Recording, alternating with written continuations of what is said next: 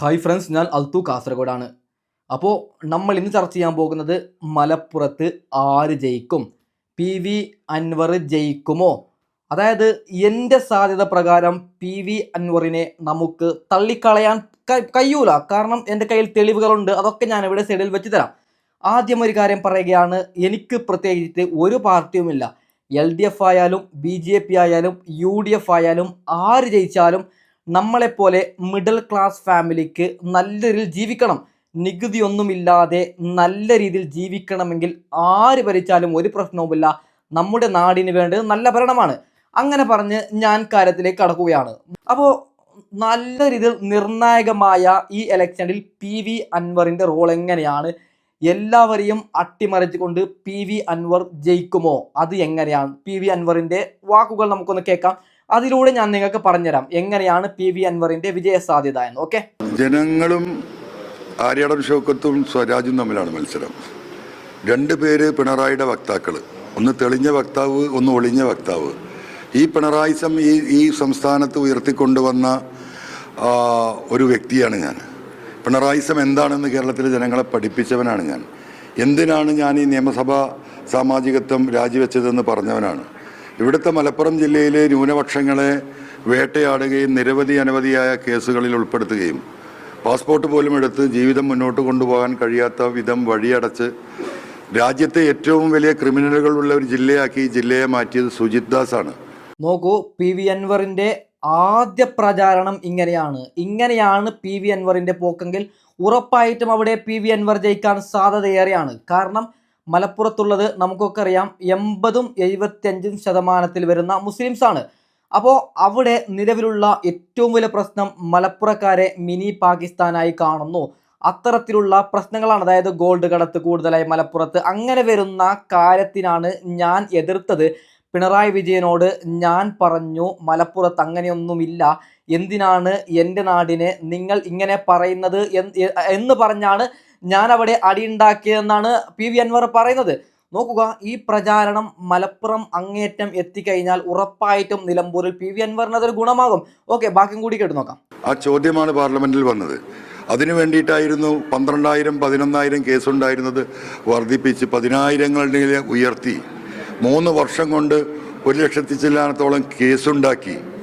ആ കേസുകൾ മുഴുവൻ അവസാനം പാർലമെന്റിൽ BJPയുടെ ഒരു MP-യുടെ ഒരു ചോദ്യം വരികയാണ്, ഇന്ത്യയിൽ ഏറ്റവും കൂടുതൽ ക്രിമിനലുകളുള്ള ജില്ല ഏതാണെന്ന്. ആ ചോദ്യത്തിന് ഉത്തരം പാർലമെന്റിൽ വന്നത് മലപ്പുറം ജില്ലയാണ്. നോക്കൂ, പി വി അൻവർ ആണിയടിച്ച് പറയുകയാണ്, ഇന്ത്യയിൽ ഏറ്റവും കൂടുതൽ ക്രിമിനലുകളുള്ള സ്റ്റേറ്റ് ഏതാണ്? അത് കേരളത്തിലുള്ള മലപ്പുറം ജില്ലയാണ്. അവിടെ പറഞ്ഞു വന്നത് അങ്ങനെയാണ്. അത് എന്തുകൊണ്ടാണ് വന്നത്? എന്തിനാണ് നിങ്ങൾ കള്ളം പറയുന്നത്? അങ്ങനെയാണ് ഞാൻ പാർലമെന്റിൽ പിണറായി വിജയനോട് എതിർത്തത്. അതുകൊണ്ടാണ് ഞാൻ MLA സ്ഥാനം രാജിവെച്ചതും എൻ്റെ നാടിനെ ചെറുതാക്കിയത് കൊണ്ടാണ് MLA സ്ഥാനം ഞാൻ രാജിവെച്ചത് എന്നാണ് പി വി അൻവർ പറയുന്നത്. നോക്കുക, ഇത് നിലമ്പൂരിൽ നല്ല രീതിയിൽ ആളിക്കത്തി കഴിഞ്ഞാൽ ഉറപ്പല്ലേ പി വി അൻവറിന്റെ ജയം? കാരണം 80% വരുന്ന മുസ്ലിംസ് ആണ്. ഞാനിവിടെ വർഗീയത കൊണ്ടുവരുന്നതല്ല. അവിടെയുള്ളത് കൂടുതൽ മുസ്ലിംസ് ആയതുകൊണ്ട് അവരെ മിനി പാകിസ്ഥാൻ എന്ന് വിളിച്ചാൽ അവർക്ക് ദേഷ്യം വരൂലേ? സ്വന്തം രാജ്യത്തിലുള്ളവരെ പാകിസ്ഥാൻ എന്ന് വിളിച്ചാൽ അവർക്ക് ദേഷ്യം വരൂലേ? അതാണ് പ്രശ്നം. പി വി അൻവർ ഏറ്റവും ആദ്യം ചൂണ്ടിക്കാണിക്കുന്ന ഒരു ലക്ഷ്യം ഇതാണ്. ഓക്കെ, ബാക്കിയും കൂടി നമുക്ക് കേട്ട് നോക്കാം. എന്തുകൊണ്ടാണ് മലപ്പുറം ജില്ലയിൽ ഇത്രമാത്രം ക്രിമിനലുകൾ? 75% അവിടെ മുസ്ലിങ്ങളാണ് താമസിക്കുന്നത്. ഇതാണ് പാർലമെന്റിൽ വന്ന ചോദ്യം. ഈ ചോദ്യം ഇന്ത്യ മുഴുവൻ അവർ പ്രചരിപ്പിക്കുകയാണ്, RSS. അതിന് വഴിയൊരുക്കി കൊടുക്കാനാണ് സുജിത് ദാസിനെ 3.5 കൊല്ലം ആ കസേരയിൽ ഇരുത്തിയത്. അതിനെ ചോദ്യം ചെയ്തത് പി വി അൻവറാണ്. നോക്കുക, ക്ലിയറായി കേൾക്കുക, പി വി അൻവർ മലപ്പുറം നിലമ്പൂരിൽ ഇതുപോലെ പ്രചാരണത്തിൽ പോയി കഴിഞ്ഞാൽ എന്താവും അവിടുത്തെ അവസ്ഥ?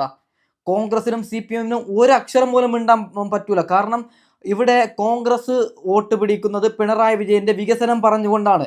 LDF വോട്ട് പിടിക്കാതെ എങ്ങനെയാണെന്ന് എനിക്കറിയില്ല. കാരണം വികസനമായി പറയാനൊന്നുമില്ല, നമുക്ക് എല്ലാവർക്കും അറിയാം. ഞാൻ അങ്ങനല്ല ആക്കിയത്, നമ്മുടെ കാഴ്ചപ്പാട് നമ്മൾ പറയണല്ലോ. അപ്പോൾ ഇയാൾ, അതായത് പി വി അൻവർ എന്താണ് അവിടെ പറയുന്നത്? നമ്മുടെ നാടിനെ ചെറുതാക്കാൻ ശ്രമിച്ചപ്പോൾ എനിക്ക് പദവി വേണ്ട, MLA സ്ഥാനം വേണ്ട എന്ന് പറഞ്ഞ് നാടിനൊപ്പം നിന്നവനാണ് ഞാൻ. അതുകൊണ്ട് എന്നെ വിജയിപ്പിക്കൂ. ഇത് ആളിക്കത്തി കഴിഞ്ഞാൽ PV അൻവർ അവിടെ ജയിക്കൂലേ? നിങ്ങൾ തന്നെ പറയും. ഓക്കെ, ബാക്കിയും കൂടി കേട്ട് നോക്കാം. അതുകൊണ്ട് ജനങ്ങൾക്കറിയാം. ഇപ്പം എന്നെ വർഗീയവാദിയാക്കാനുള്ള വലിയ ശ്രമം നടത്തിക്കൊണ്ടിരിക്കുന്നുണ്ട്. ഞാൻ കേരളത്തിലെ ജനങ്ങളോടൊന്ന് ചോദിക്കട്ടെ, ഞാൻ ഈ ആനിമൽ മനുഷ്യൻ അറ്റാക്ക് വിഷയം ഉയർത്തിക്കൊണ്ടുവന്നത്, വന്യമൃഗശല്യം ഉയർത്തിക്കൊണ്ടുവന്നത് ഈ കുടിയേറ്റ മലയോര കർഷകർക്ക് വേണ്ടിയാണ്. കുടിയേറ്റ മലയോര കർഷകർ എന്ന് പറയുന്നത് 70% ക്രൈസ്തവ സമുദായമാണ്. അങ്ങനെയാണെങ്കിൽ ഞാൻ ആ ക്രൈസ്തവ സമുദായത്തിന് വേണ്ടിയിട്ടാണോ? മലപ്പുറം ജില്ലയിലെ ജനങ്ങളുടെ വിഷയം ഉണ്ടായതിനെ എതിർത്തതുപോലെ തന്നെ ക്രൈസ്തവ സമുദായത്തിന് ഏറ്റവും കൂടുതൽ പ്രയാസമുണ്ടാക്കുന്ന ഈ വന്യമൃഗ വിഷയത്തെ ഞാൻ ഏറ്റെടുത്തിട്ടുള്ളത്. ഞാനൊരു വർഗീയവാദിയാണ്, അതിനൊരു തർക്കമില്ല. ആ വർഗം എന്ന് പറയുന്നത് ഇവിടുത്തെ മനുഷ്യരാണ്. ഈ എല്ലാ ജാതി മത മനുഷ്യരും ഒരുമിച്ച് ചേരുന്ന ആ മനുഷ്യവർഗത്തിന് വേണ്ടിയിട്ട് വാദിച്ചു കൊണ്ടേയിരിക്കുന്ന ഔട്ട്സ്പോക്കണായ ഒരു വർഗീയവാദി തന്നെയാണ് ഞാൻ. നോക്കൂ, എന്തൊരു ക്ലിയർ ആണ് PV അൻവറിന്റെ ഭാഗം. ഞാൻ PV അൻവറിന് സപ്പോർട്ടല്ല. എൻ്റെ അടുത്ത വീഡിയോ ഉണ്ട്, അത് ആര്യാടൻ സൗക്കത്ത് എങ്ങനെ വിജയിക്കും, അതിനുശേഷം സുരാജ് എങ്ങനെ വിജയിക്കും, എല്ലാവരുടെ വിജയ സാധ്യത ഞാൻ പറയും. ഓക്കെ, അപ്പോൾ നിങ്ങൾ അതും കൂടി മനസ്സിലാക്കണം. അതായത് PV അൻവറിൻ്റെ പ്രചാരണം ഇങ്ങനെ തന്നെയാണ് പോക്കെങ്കിൽ മക്കളെ, മലപ്പുറം ചരിത്രം ആവർത്തിക്കും. അങ്ങനെ തന്നെ ഞാൻ പറയുകയാണ്. ഇപ്പോൾ ചെറിയൊരു എക്സാമ്പിൾ പറയുകയാണ്. നിങ്ങളുടെ നാട് ഒരു എക്സാമ്പിൾ കണ്ണൂർ എന്ന് ഞാൻ വെക്കുകയാണ്. നിങ്ങളുള്ള കണ്ണൂരിനെ ഞാൻ വന്ന് പറയുകയാണ്, അവിടെയുള്ളത് മൊത്തത്തിൽ വർഗീയവാദികളാണ്, കണ്ണൂരിലുള്ളവർ ശരിയല്ല. അങ്ങനെ ഞാൻ പറയുമ്പോൾ എനിക്കെതിരെ നിങ്ങളുടെ നാട്ടിൽ ആരെങ്കിലും ശക്തിയായി, അതായത് അവിടുത്തെ MLA, എനിക്ക് MLA സ്ഥാനം ഒന്നും വേണ്ട, അവൻ പറഞ്ഞത് തെറ്റാണെന്ന് പറഞ്ഞ ചങ്കൂറ്റമുണ്ടെങ്കിൽ നിങ്ങൾ അവന് തന്നെ സപ്പോർട്ട് കൊടുക്കുമല്ലോ. എനിക്ക് സപ്പോർട്ട് തരുമോ? ഇല്ല. അത് തന്നെയാണ് PV അൻവർ അവിടെ ചെയ്യുന്നത്. എന്തിനാണ് മലപ്പുറത്തെ നിങ്ങൾ ചെറുതാക്കുന്നത്? മലപ്പുറത്തെ ചെറുതാക്കാൻ പാടില്ല. അതിന് ഞാൻ സംസാരിക്കും. അങ്ങനെയാണെങ്കിൽ എൻ്റെ സീറ്റ് പോകുന്നെങ്കിൽ പോട്ടെ, എനിക്ക് MLA സ്ഥാനം വേണ്ട. അങ്ങനെ പറഞ്ഞാണ് PV അൻവറിൻ്റെ നിലവിലുള്ള പ്രചാരണം.